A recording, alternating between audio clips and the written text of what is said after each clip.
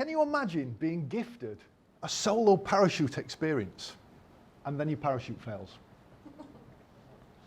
The day my parachute failed to open is the day I discovered that fear is your friend. Fear. It can often prevent us from taking important action in our lives and in our occupations. But handled properly, fear becomes a superpower. We're 4,000 feet in the air. That's almost a mile high. And I'm sitting in the open doorway of the plane. My legs are flapping. The wind's racing past my face. The sound from the propellers is almost deafening. It's a beautiful, clear spring morning, and I'm admiring the amazing view. I take a moment to glance back at John. John's the guy I just had to swap places with, because when he was sitting here, he backed out. He couldn't bring himself to make the jump. And John's looking very pale and disappointed in himself right now. But I'm not. I'm incredibly excited. I hear the call and I push myself off. I count out the 4 seconds that it takes for the parachute to open. I look up to check, only to discover that my parachute is a tangled mess and I'm plummeting to my death at incredible speed. For many people, taking a parachute jump is simply unthinkable. Their main concern is, what if the parachute doesn't open? What if indeed?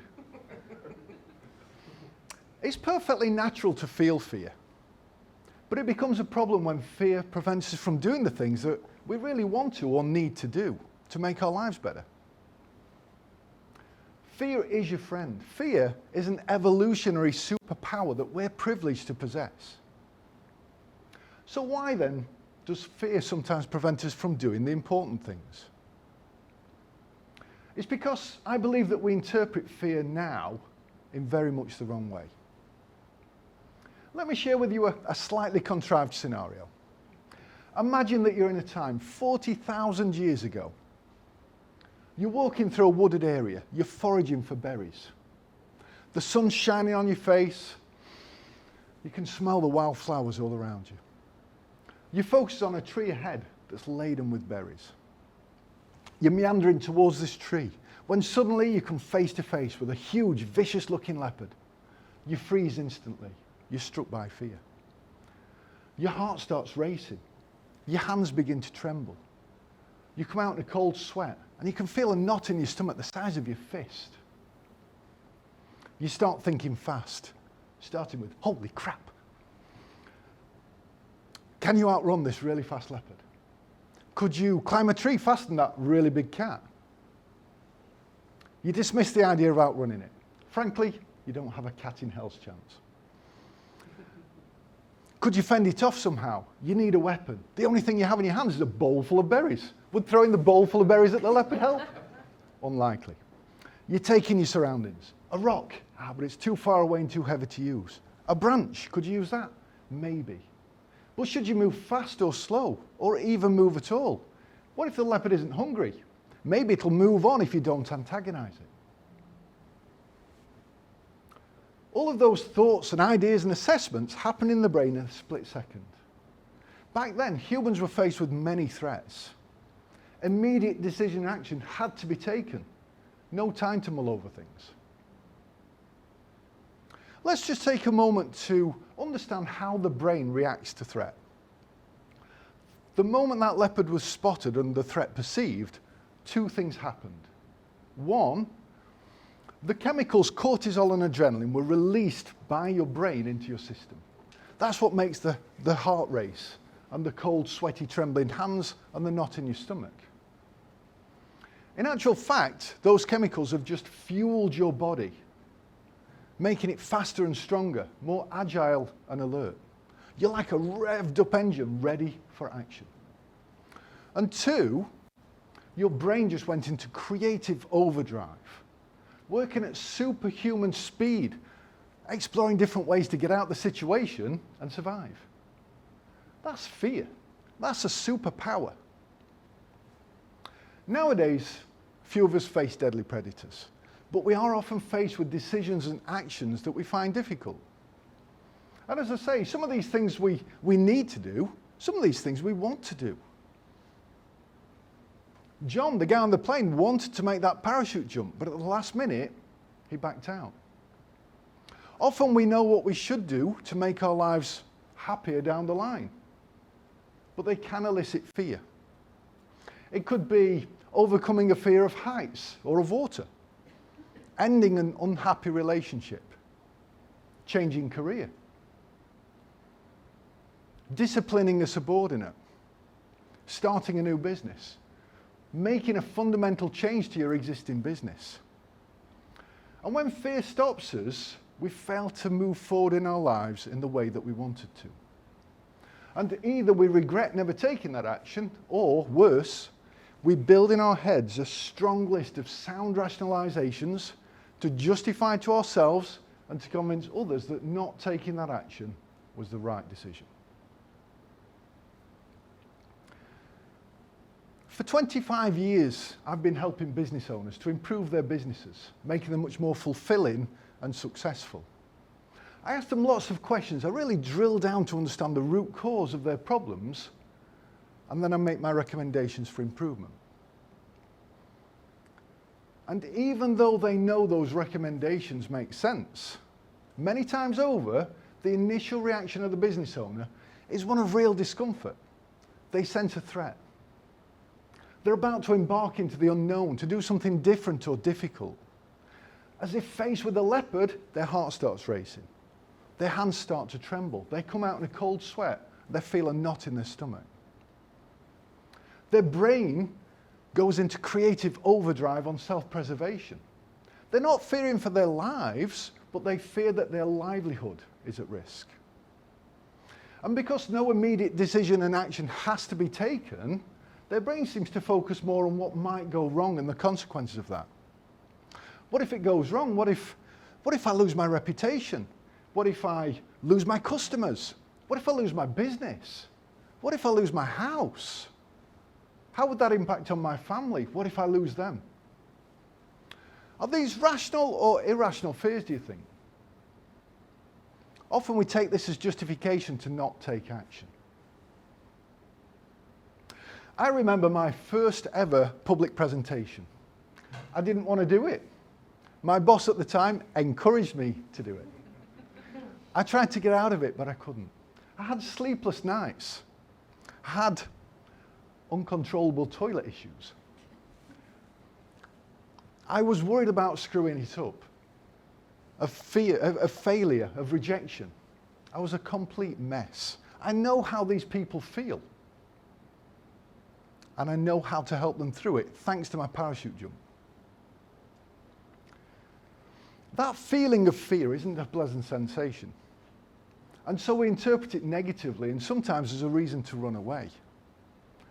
But I put it to you that that reaction of the brain is a good thing, but we have to interpret the signals differently. Fear is your friend. Fear is a superpower that you can use to help you take action, not avoid it. Many of the best stage performers will tell you that they experience intense fear prior to every stage performance. It's called stage fright. But they know it's simply their body getting pumped up, ready to give it their all. We have to remember that when we feel that sensation coursing through our bodies, that it's actually our bodies getting pumped up, ready to tackle anything. That's amazing. Welcome that feeling, smile when it happens. And know that it also means that you just turned into a creative genius. Use that creative genius wisely. Here's an exercise that I run through with my clients when those fearful thoughts prevent them from taking action. We write down every single one of those fearful thoughts. And then, perhaps over a cup of tea, we rationally address each and every single one of them. And we explore how, should that situation occur, it could be handled to achieve a positive outcome. And of course, we look to reduce the risk of those things occurring in the first place. Once we go through that exercise, my clients feel so much more comfortable about taking action. What is it that we're really afraid of when fear strikes? Is it those thoughts that come into our head about what might go wrong? Or is it more that we don't know how we would handle those situations should they occur? In other words, we're simply not prepared. When the brain's firing all of these suggestions at you that might go wrong, really, that's a list of things to be prepared for, to take action, not a list of reasons to avoid it. A parachutist knows that there is always a chance that the parachute won't open when they jump from the plane. But they don't jump from the plane with fingers crossed shouting, "Perhaps today is a good day to die." So with that chance in mind, why do they jump? My parachute jump, my solo parachute jump, was a gift from my wife. Draw your own conclusions on that one. Now, when I turned up to do my parachute jump, I wasn't simply strapped to a parachute pack, taken up into a plane and told to jump. For a solo parachute jump, you have to do a minimum of 10 hours of training. Now, let me just put this into perspective. For this kind of parachute jump, there are mainly 3 steps that you have to learn. One is jumping from the plane. Well, let me just show you. I'll demonstrate what that looks like. I think about 10 minutes I'd got that one mastered. Next is steering the parachute. We have to really aim for the right field and it's got a big cross in it. Aim for that. This is what steering the parachute looks like. I think maybe a whole minute and I got that one nailed. And then of course finally is landing. Really important. This is what that looks like. I think maybe 5 or 6 practice runs and that was in the bag. Now, your instructors ensure that your kit is packed properly, that it's securely fastened to you and it will automatically deploy when you jump from the plane. So why then so much training? Addressing the what-ifs. I said earlier that a common concern is, what if the parachute doesn't open? Well, to be fair, there are many other genuine concerns too, such as, well, what if it does open, but it detaches and flies off into the distance? What if you don't separate from the plane and you're being dragged behind it after you've jumped? What if it does open and it's a tangled mess? To be fair, these are genuine concerns. There is a real possibility that these could happen, albeit incredibly slim, generally.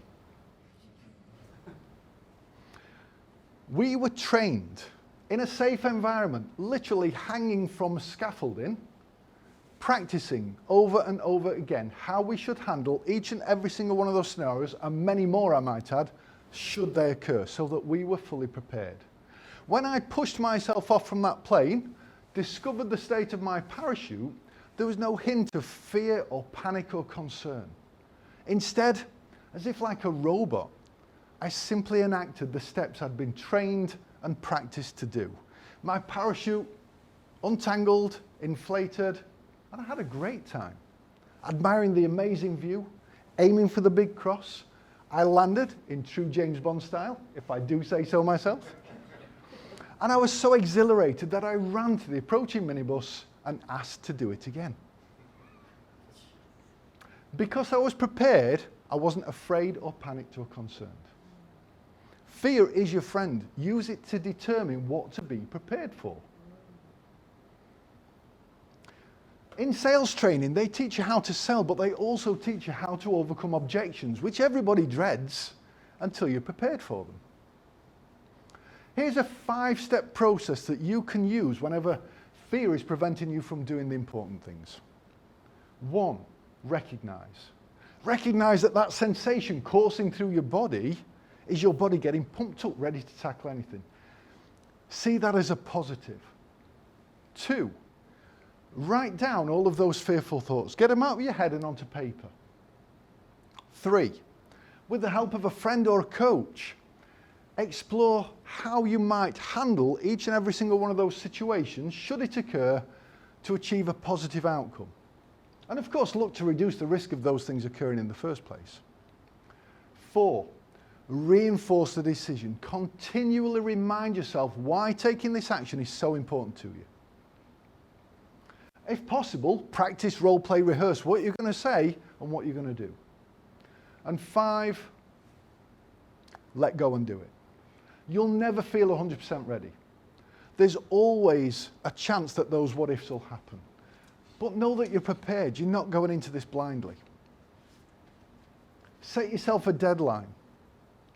Sometimes you have to jump from the plane. Sometimes you have to get on stage. Sometimes you have to make that sales call. Sometimes we have to take that important action that's going to get you to a better place.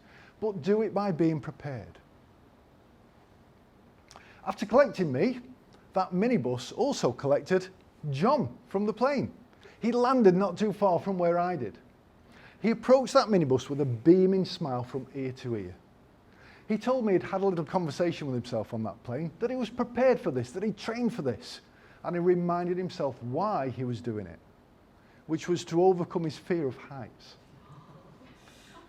He committed to doing it, and he did, and he thoroughly enjoyed it, and it transformed his life forever.